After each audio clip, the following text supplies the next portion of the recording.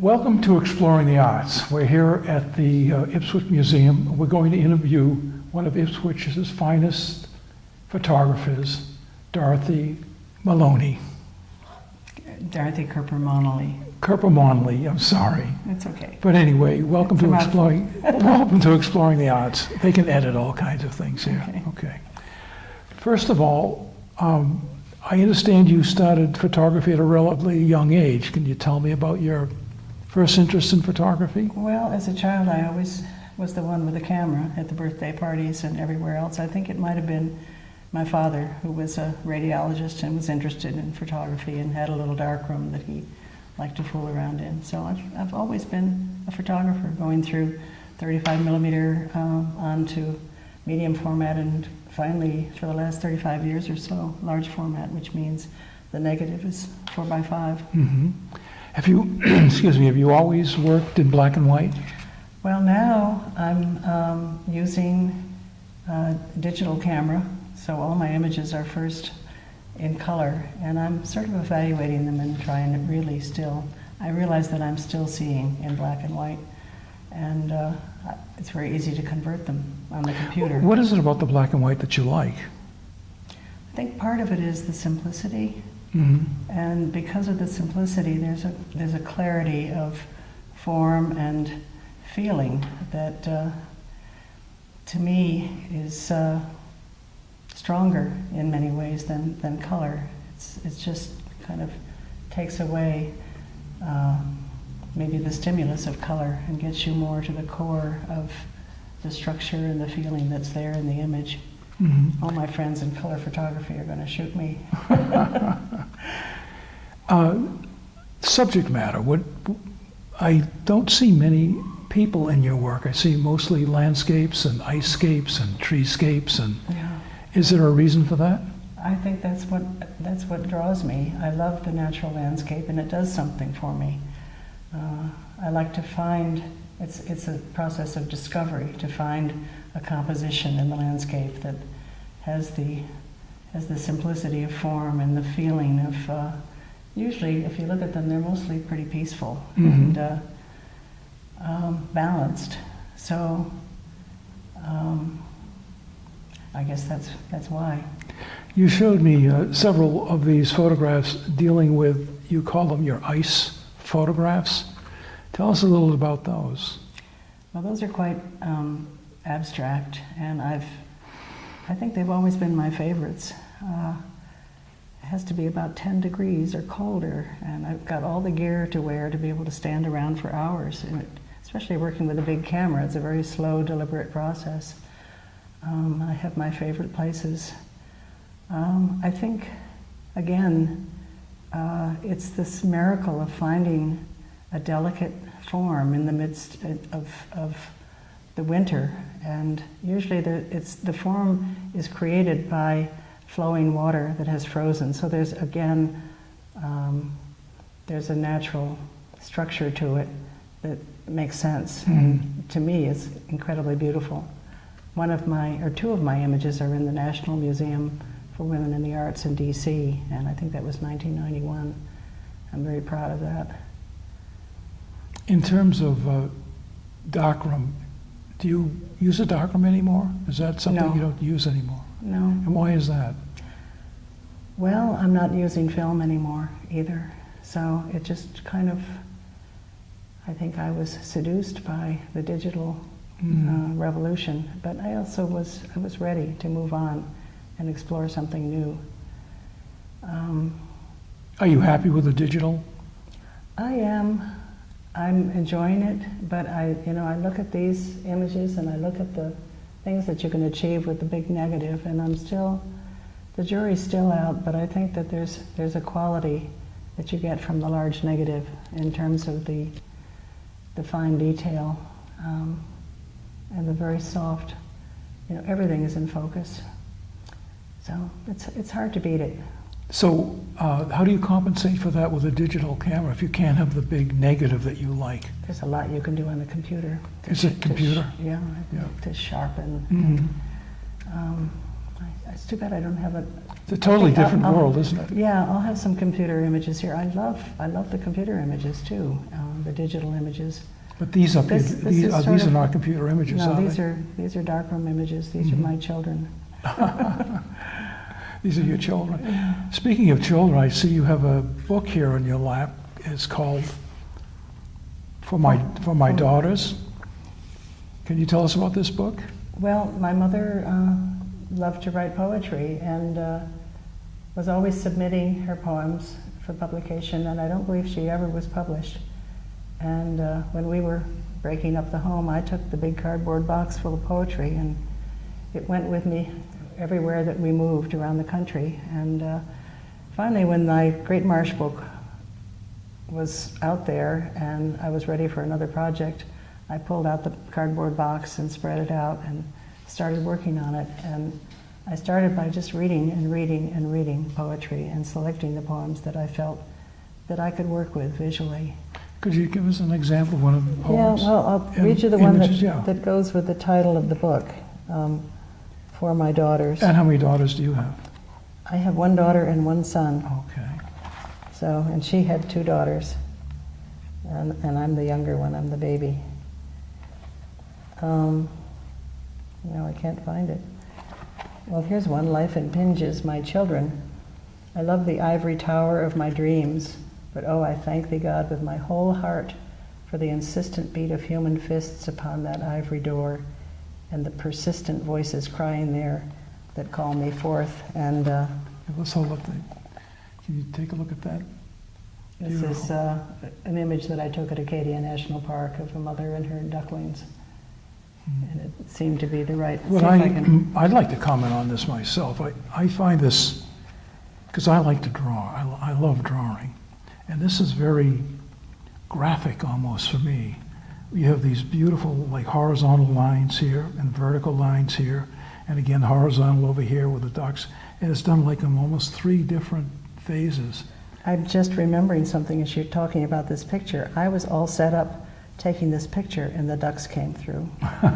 So this was sort So of you have to take advantage of accidents. I guess, huh? Absolutely. I changed my shutter speed. I bet you have. Wow. And That's interesting. got the ducks. It's hard to do things quickly I bet it. with a big camera, but I think when you're comfortable enough with it, you can move pretty quickly. So when you take one of these pictures, like your ice pictures, you don't hold the camera, do you? Do you use a tripod when you take your pictures, or do you hold the camera? Oh, it's all tripod. All tripod. You can't hold a 4x5. Yeah, It's and you all- want a really slow shutter speed?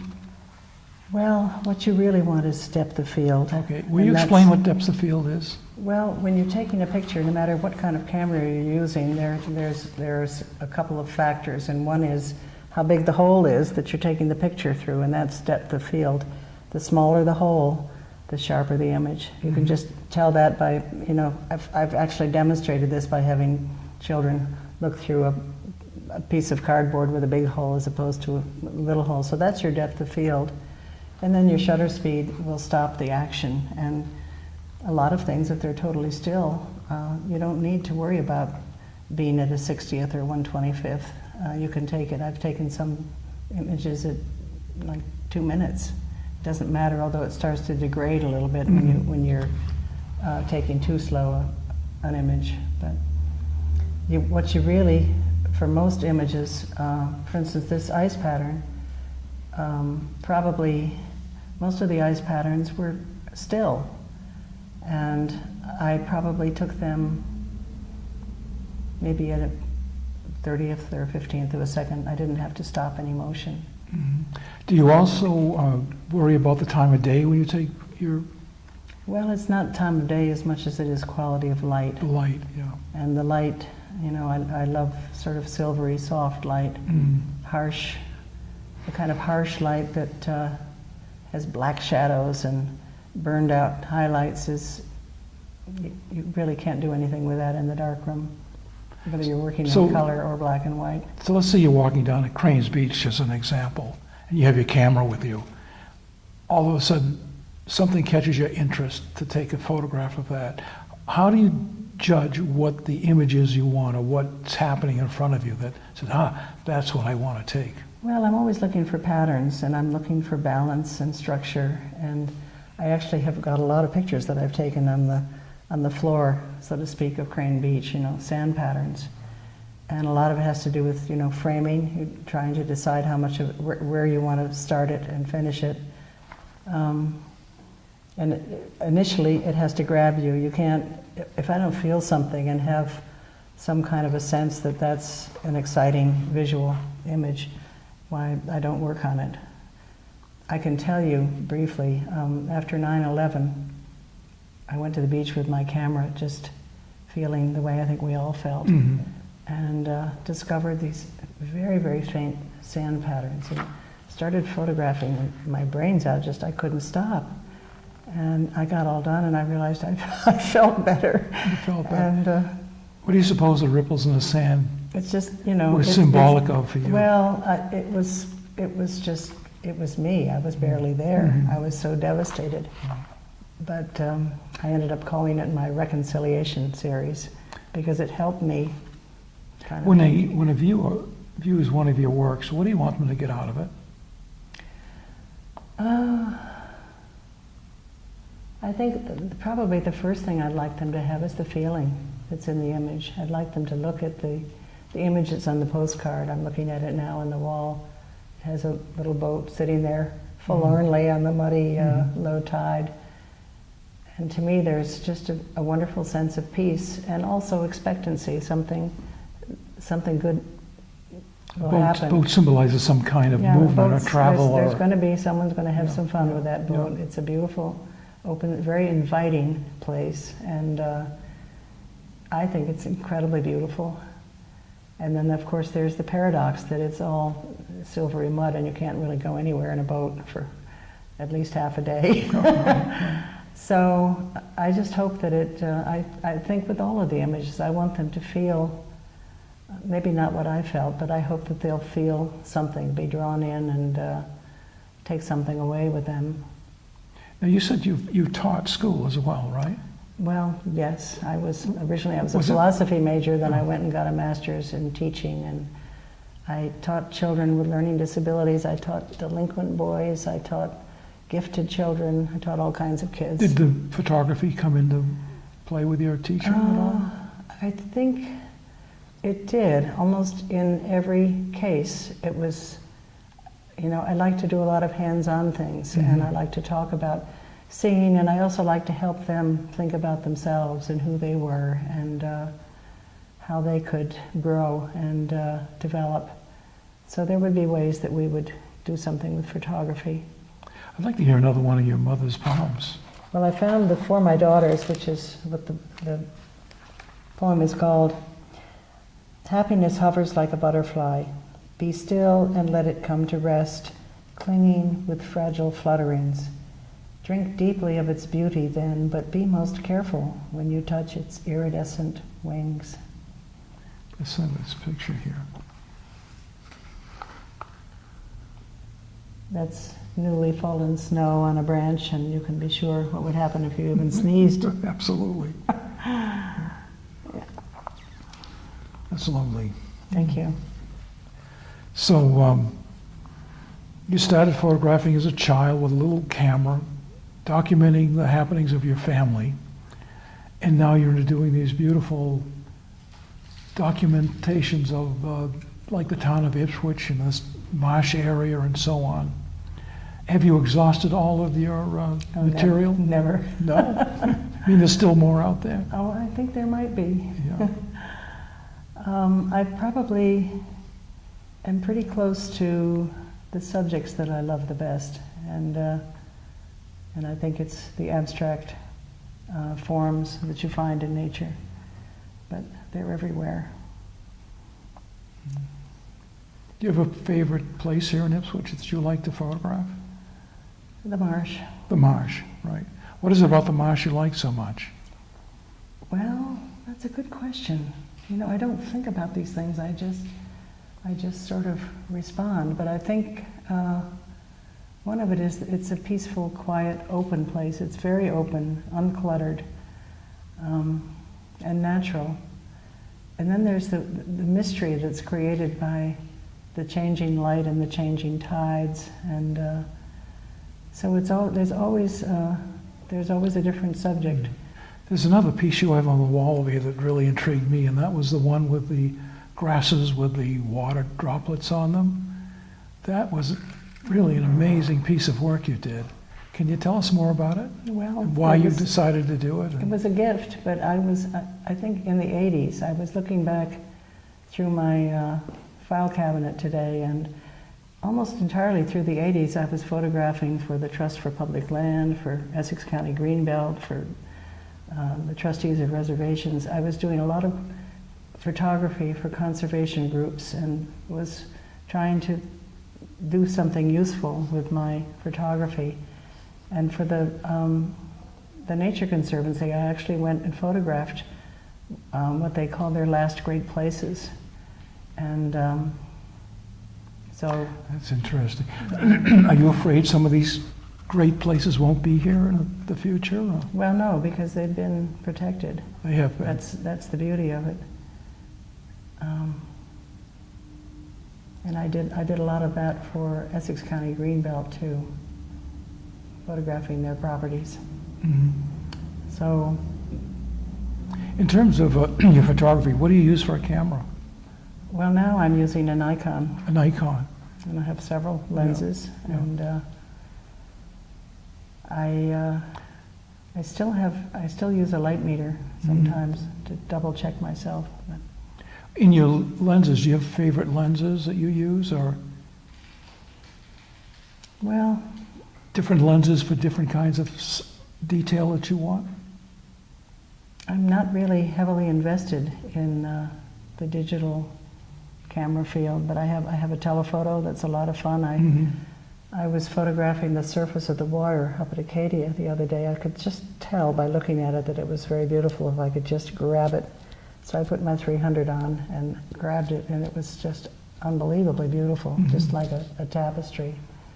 So the telephoto is a lot of fun in that it brings you things that you kind of think are there, but you can't quite see them for sure. What's the difference between the average person with a camera going out and taking pictures and a professional photographer? How would you draw a line between them? Well, Can anybody take pictures? anybody can take pictures, and I think, But what makes a picture a work of art? oh my. I think it goes back to what I hope people will take from my images. I think that if you feel something when you see that image, and of course I'm doing landscapes, you can look at a picture of children laughing and feel something, and that's beautiful photography too. So I'm trying to really communicate with people what I feel when I'm in the landscape that is so precious to me.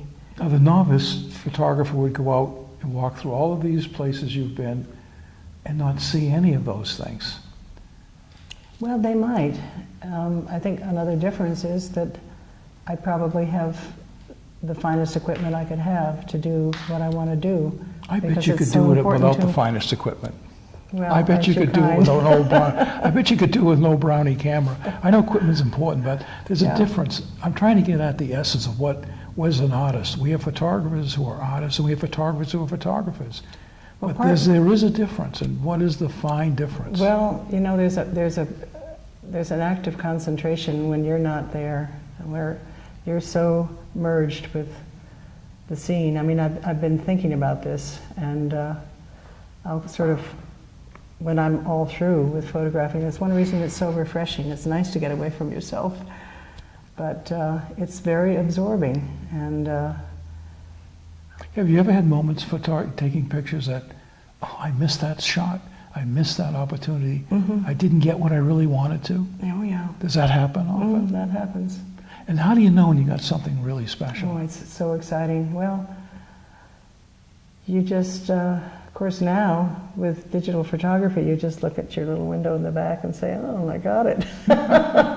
There's instant gratification. Yeah. But even so, you know, you could have a beautiful image, But you don't- and you you ruin nip- it trying to develop it, or Yeah.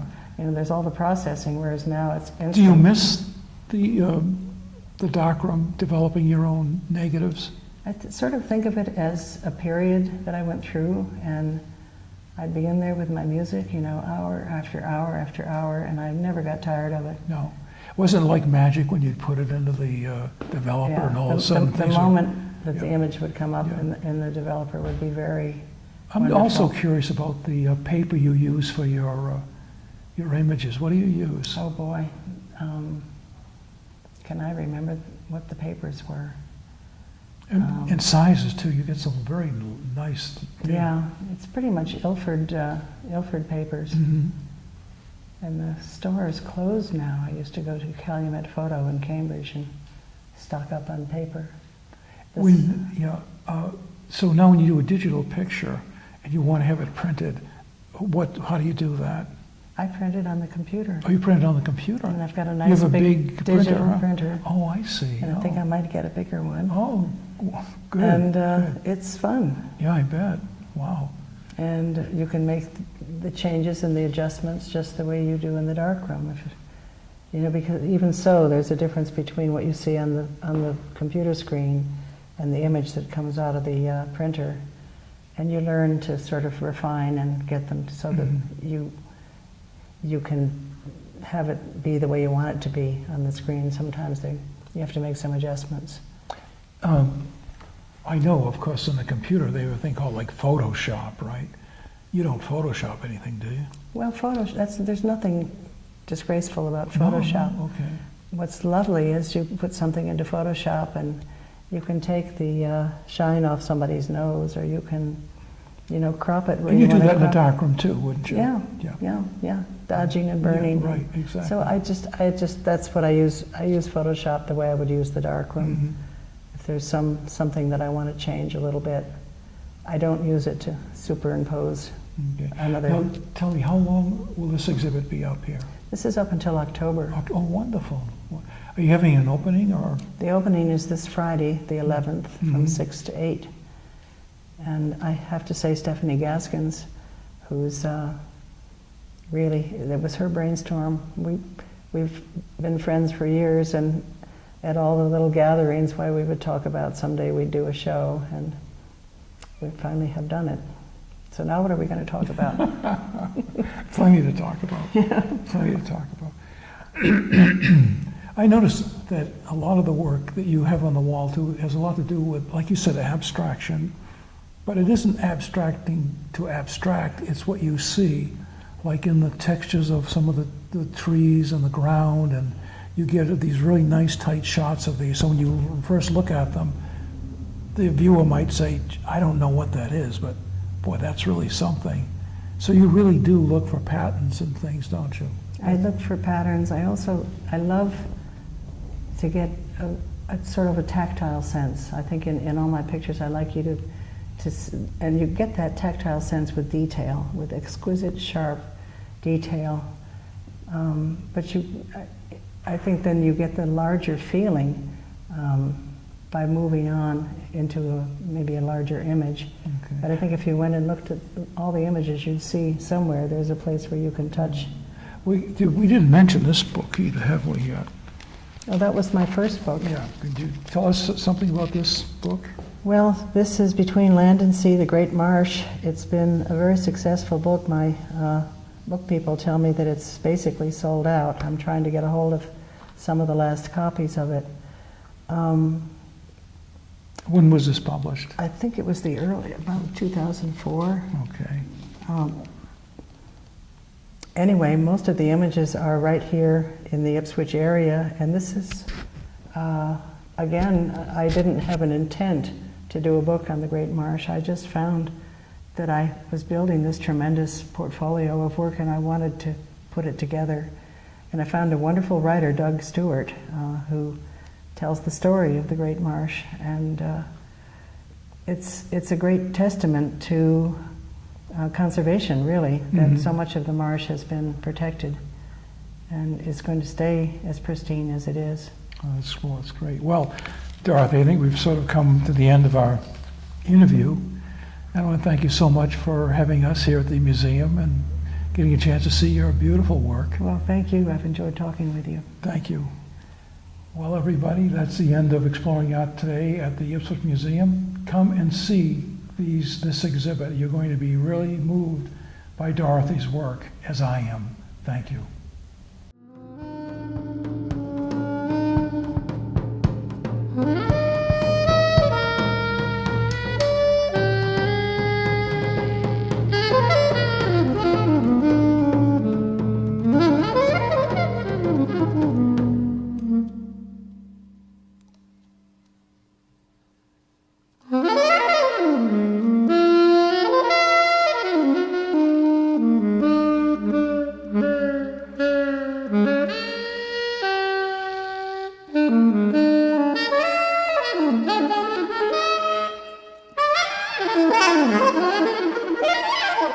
Thank you.